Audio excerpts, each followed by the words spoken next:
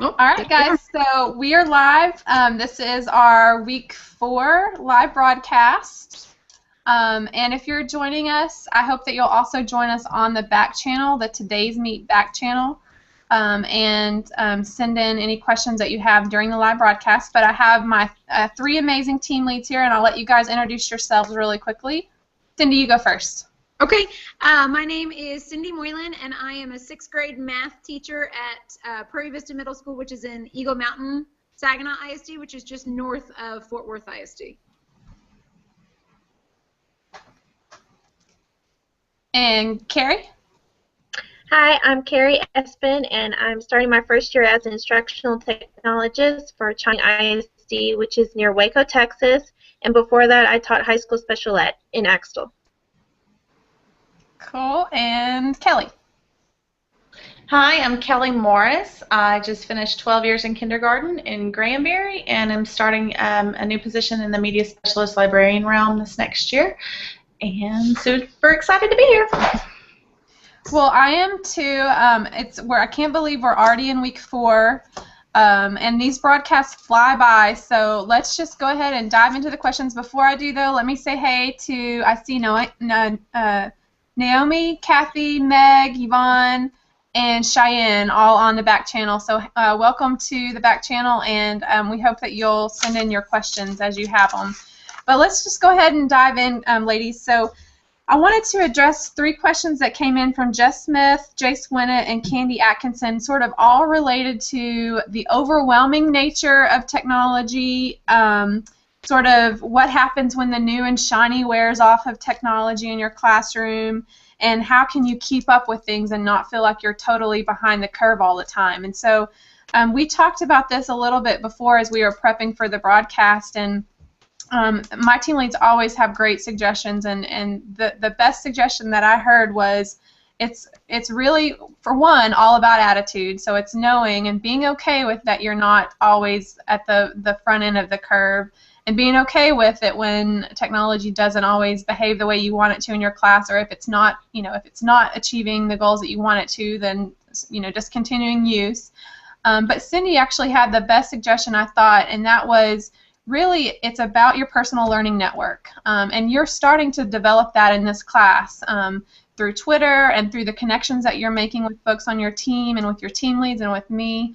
That sort of seed of your personal learning network can really start to grow, and you can build in people that you can get advice from, people that you can troubleshoot issues that you're having with technology with, people that you can learn from, experts. So that personal learning network is so critical, and you're going to learn a little bit more about sort of how to develop it really in week 5, but I think it's so critical to sort of addressing some of those issues related to sort of not always feeling it when it comes to technology. So I wanted to address those 3, and those are great questions from Jason, Jess, and Candy.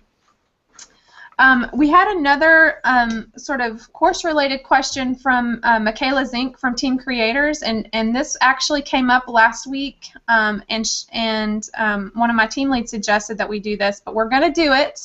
So we're announcing right now we're going to create a shared Google document that anyone can contribute to, so that when you come across a tool, you can just quickly go into the spreadsheet, add the name of the tool, a link maybe to it, and a description if you want to.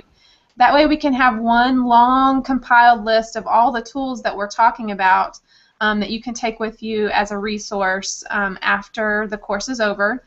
I am still going to be creating sort of a compiled resources guide, not necessarily tool-based, but what I created last year was a lot of the really good insights that I'm seeing in the Google Plus communities and in your key points, some tweets that are coming out with some great quotes or links.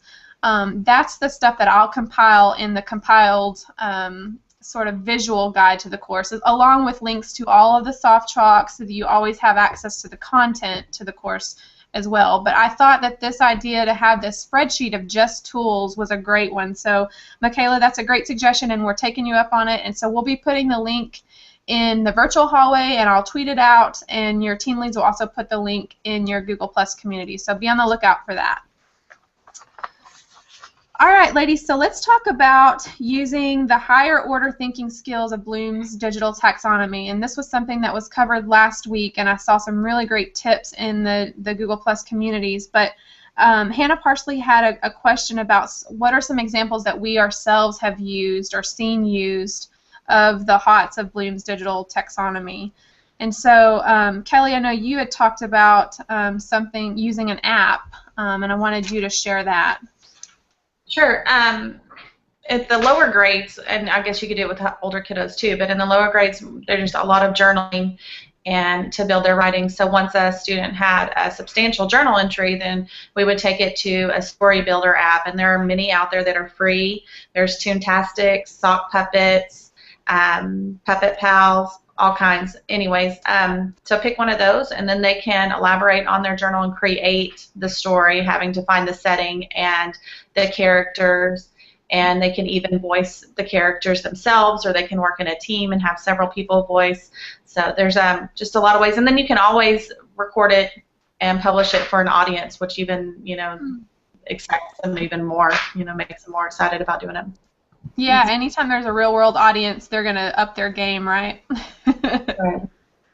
That's a really good example, and another example that we were talking about that I have a colleague working on some research related to is using green screen in your classroom. So having students use green screen for story retelling and vocabulary retention.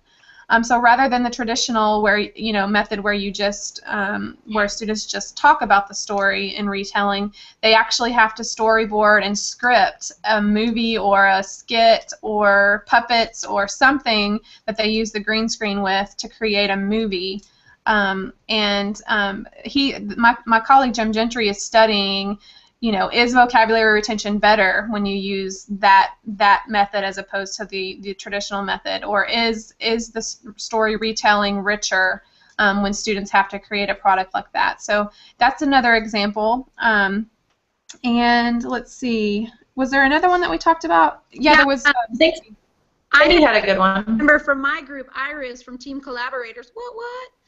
She had a really good idea. She teaches AP Spanish, and so she said that a culminating activity that they're going to do throughout the year is to have them film sections of like a Good Morning America show in Spanish, so that they would be applying their knowledge and making sure that they're critically thinking about, what concise information to get across to their audience, and then, as they cover the academic vocabulary and the Spanish vocabulary, then they could work through it like that. And I thought that was a really, really cool idea.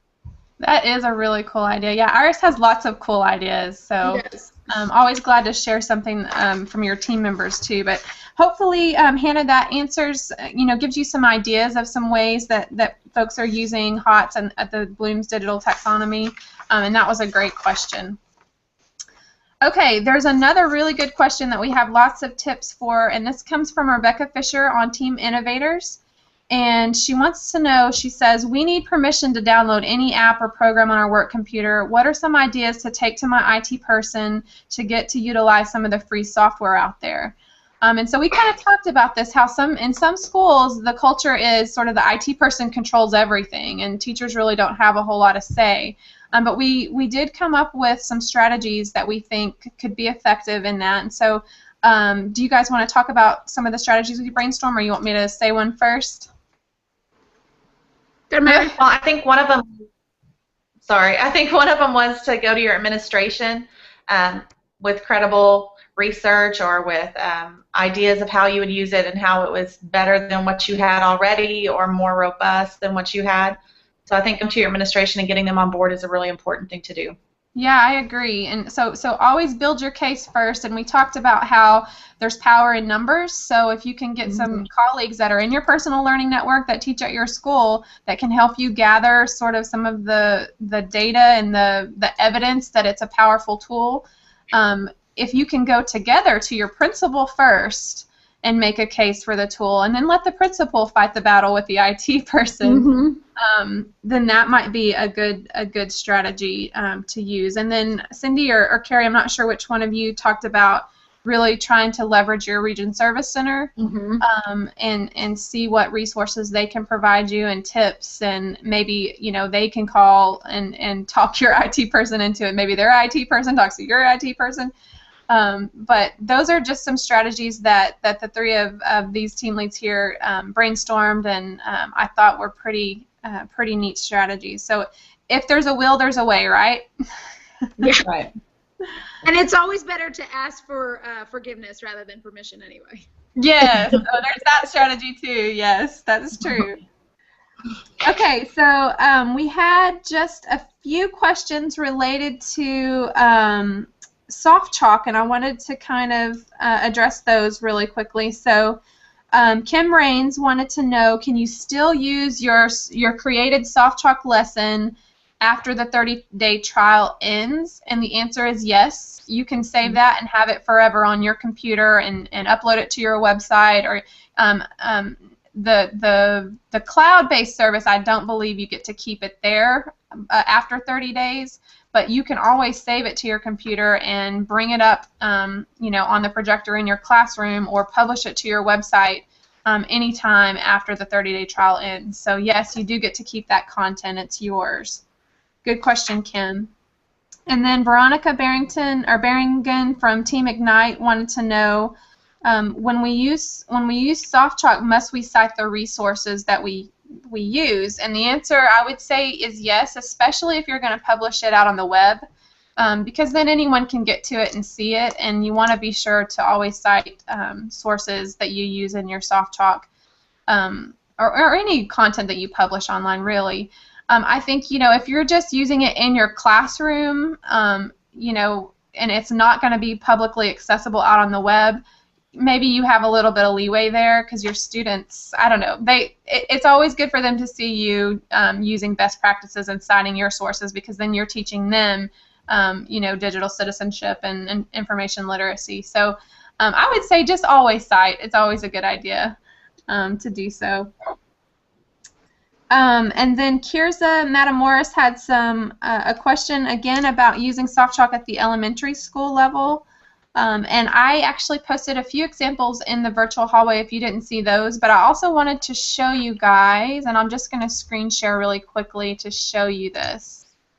The soft chalk website, if you go to Showcase and then Sample Lessons here, and I just want to make sure, guys, can you see this? Mm-hmm. Yes. Okay, great. Here are tons and tons of lessons at all different levels that you can go through to see examples of ways that teachers have used soft chalk. And you can also look at different case studies of teachers that have used soft chalk.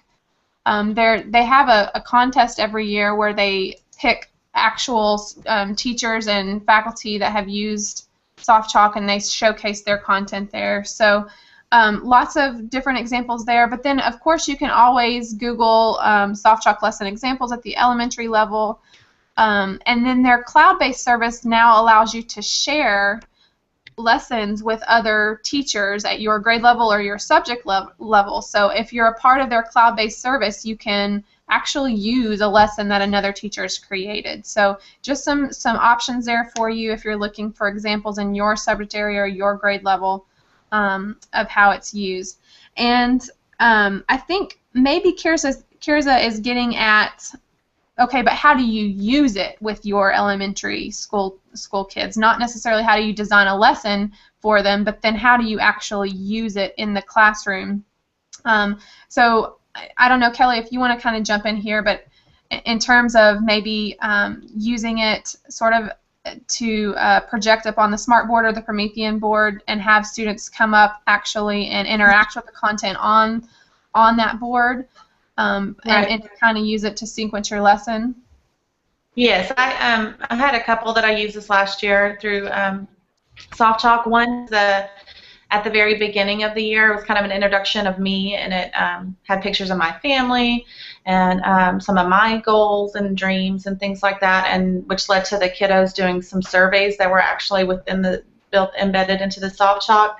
So they would go through and do surveys on what their dreams were, what their goals were, more about themselves and their family, and it all went back to a spreadsheet. So we kind of had some fun with that documentation and seeing, you know, how everybody kind of played out in the class. Another one was through, and it was done through the Smartboard, and they would come up and do that during a center time. And then another one was a zoo unit that I did on it, and it just talked about habitats and animals, and they did a lot of the drag and drop activities and things like that. And again, it was used in a small group kind of form through the Smartboard. Oh, I see. So do you see more use or better use of it in centers or in small groups, or all as a class, or both? Well, I can see it used both. As far as if you want individual, like if you're doing surveys and things like that, it's better to do it in a small group kind of format, so that, you know, you don't have kiddos waiting for all 22 to go through the survey. But you know, if you're just doing it as the introduction to a unit, kind of like with the zoo, it was very fun as just a large group that we could all play with. So you could do it both ways. Maybe good in like a computer lab setting also. You know, if you take them to the computer lab, that way there is no type in this URL, type in this URL. Like, you could just have them self-pacing through the lesson, and that would be good for them, you know. Good point. Yeah, and mine was with kindergarten, and it had voice. You know, they could go on and click the little microphone so they could hear me talk or hear. So everything that was in print was also spoken, because obviously not all the kiddos were reading by the time we were doing these things. So, you know, you just have to work at your level. You know, wherever you are, wherever your kids are, that's what you have to do. Those are really good examples. And Melissa Becker actually just chimed in on today's meet, and she has a great example too. So you can post the soft chalk lesson on the web so that parents can go through it with their kids at home as an extension or as homework, or just as supplement to your content. So another great strategy. So definitely some things to think about, Kirza, in using soft chalk at the elementary level, and hopefully for those of you at the secondary level and at the higher ed level can get some ideas as well. Okay, so Colin has Colin and Laura Bell both have questions that have sort of lingered throughout the first couple or 3 weeks of the course, related to, again, how do you reach students that don't have access to technology at home? And so we spent quite a bit of time before this broadcast brainstorming ideas, and I think we've come up with some really good ones. And Cindy, do you want to kind of talk about your experience meeting the Tech Ninja at your conference? Yeah, I went to a math conference last week in Fort Worth, and we went to this guy named Todd the Tech Ninja, and he took a very no-nonsense approach to it. He made his, because he did a flipped classroom, so he made his instructional videos and he posted them to YouTube. But then he also posted them to Sophia in a different format, so that if YouTube was blocked, they could access the video. I forget it might have been a Flash player, I'm not sure. But he posted them to Sophia, which is like an LMS, and then he said he would put it on a flash drive, he would download it on a DVD, and then he would get the iPods out of the library and download them on there. So they could take it home, and they could, if they had a computer but no internet, they could use the flash drive. If they didn't have a computer and they didn't have internet, they could take the DVD and put it in a DVD player or an Xbox. And if they didn't have any of those options, they could take the iPod, and it was downloaded directly onto that, and they could watch it that way. And he said that really, in a very short period of time, that miraculously everybody had access. And I found that to be pretty similar to my own situation. We started off with, well, I don't have it, I don't have it, I don't have it. And then as we got further into the year, all of a sudden the kids were able to have access at home, or they were able to come into the computer lab in the morning, or they were able to get on their friend's phone, you know, at breakfast before they went into the class, and they figured out a way. So that was my biggest hang up with doing a flipped classroom this year, and we did just fine. We had a better completion of homework than anybody that was offering paper homework. So, wow. Yeah. So, I mean, it's just kind of one of those things that it's an excuse, and it's no different than the dog ate it. I mean, it's the same thing. And Cindy, you stated earlier. Okay. Sorry. No, go ahead, Kelly. Cindy stated earlier that her campus is not, an affluent campus, and neither is Todd, the Tech Ninja. He is from, a rural community that's quite large, but, it's very rural. So to use that as another excuse is just that, an excuse. Yeah, we're about 80% free and reduced lunch. So, we're comparable to most of the other big districts around us. Right. I think you brought up a good point earlier when we were talking how people, they have time during the school day, 10 minutes here, 15 minutes there to go to the light, and they can do it at the school. Mm-hmm. Yeah, and we would do a date at lunch, and they could do it, or we would pull them out of their advisory course, or we would say to their advisory teacher, hey, before the bell rings, let them go sit on your computer for 10 minutes and get their homework done. And it worked. I mean, was it easy? No, but anything that's worth doing never is easy anyway, so.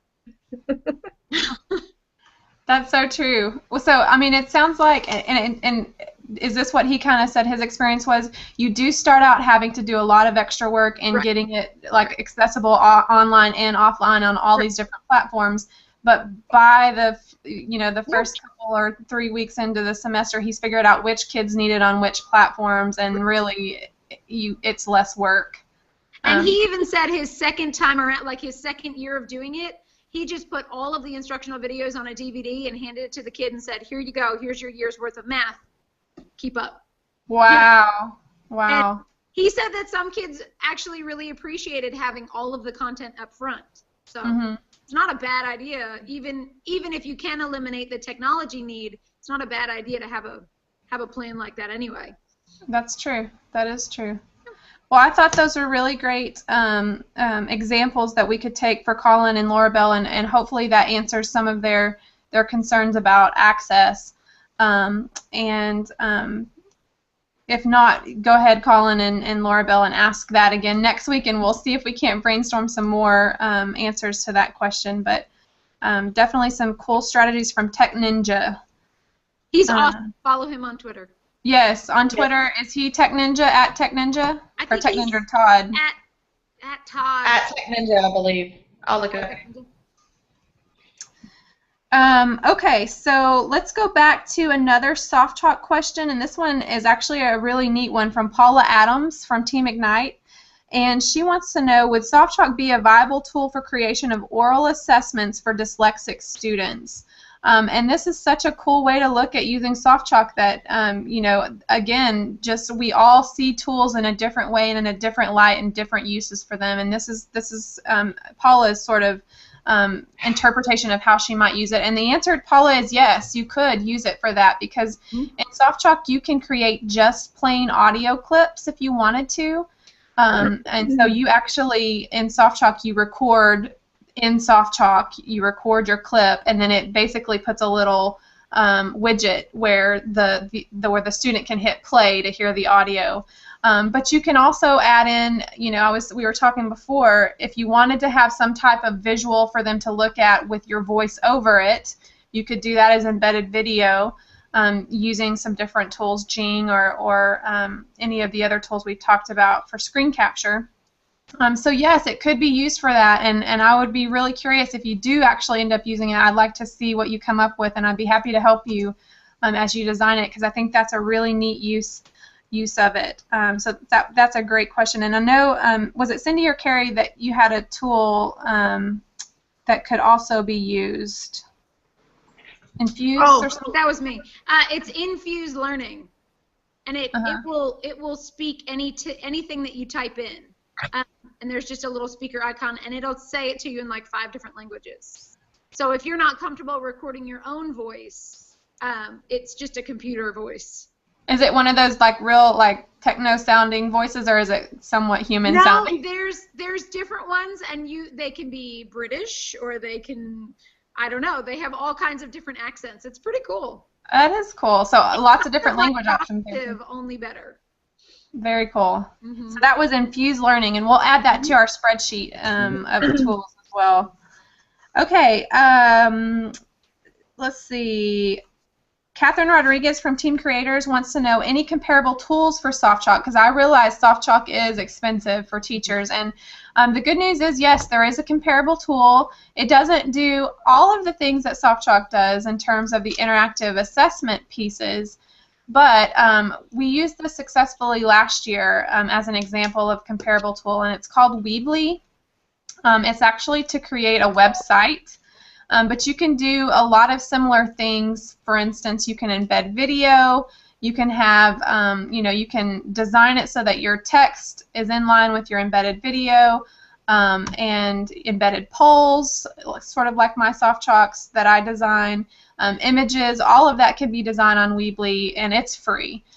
So if you'd like to see an example of that, maybe next week in the live broadcast I'll have just a few minutes I could go through really quickly and just show an example of doing those types of things on Weebly.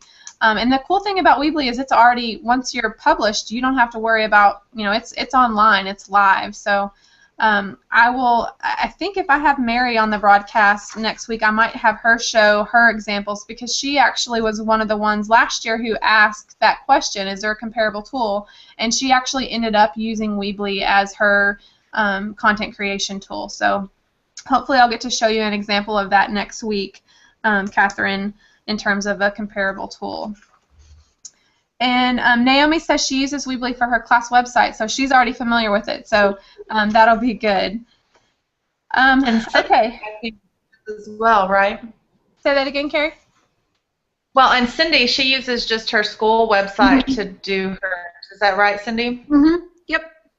And it doesn't have the interactive assessment features, but it does have, you can embed the video, and you can embed a Google form, and you can, put images and text on there. So it's not nearly as cool, but at least it's a platform to get the information all in one spot. Mm-hmm. Right. And the Google forms you can take back to a spreadsheet and be able to assess, from that. Yeah. Cool. Okay, Sarah Etheridge also had, and she's from Knowledge Seeker, she's from your team, Carrie. She had a question about syncing Evernote and Google Drive documents, and I actually did not know. She wanted to know, is it possible to do that? I didn't know, but I Googled it, and yes, there is a way to sync your Evernote with your Google Drive. In fact, there were, when I Googled it, ways to sync Evernote with a lot of different stuff. So I'm going to post that link on the virtual hallway it's a video of how to do it. But the answer, Sarah, is yes, there is a way to sync them. So thanks for asking that question. Elaine Wagner had a good question from Team Creators. She wanted to know, is there someone, a tool guru or consultant that we could speak with in the future concerning good choices for special purpose tools? And here's my hope. My hope is that after this class is over, that you've formed some relationships with your team leads and with me and with your fellow teammates, that you will feel comfortable reaching out to us as your personal learning network to ask about a tool. So by all means, definitely reach out. We're happy to consult on your questions and issues that you run into. So that was really one of my goals in teaching this course, is to help you build that personal learning network and sustain that even after the course is over. So definitely keep in contact with us after the course is over and let us know how things are going with your integration of tools in the classroom. So thanks for asking that, Elaine, and we look forward to seeing what you're going to accomplish. All right, do we have any other questions from today's meet? Because I think we, for once, actually addressed all of the questions that came in on the form. If I haven't missed any, I think I've covered them all.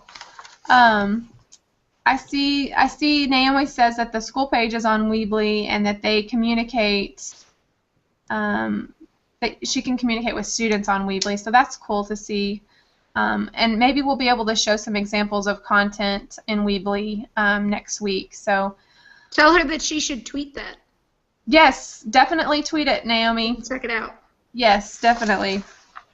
All right, so we're right at 6:30 as usual. Time has flown by. We've had a ball really covering your questions and interacting with you on today's meet. And We hope you have a good week 4. Just one announcement since I have 1 minute left. Week 5 is going to open early on Friday, so there will be some overlap with week 4 and week 5, and the reason that is because our course ends the following Friday, so I wanted to give you a full week to have access to week 5. So don't be freaked out when you log into the course and you see that week 4 and 5 are both open on Friday. Let's see, so the due date for week 4 is still this coming Sunday, and the due date for week 5 is Friday, August 8th. So just wanted to make that clear for those of you watching or who are watching the playback. So, all right, with that, we're going to end the broadcast. We appreciate you watching, and we'll see you next week. Bye. Bye.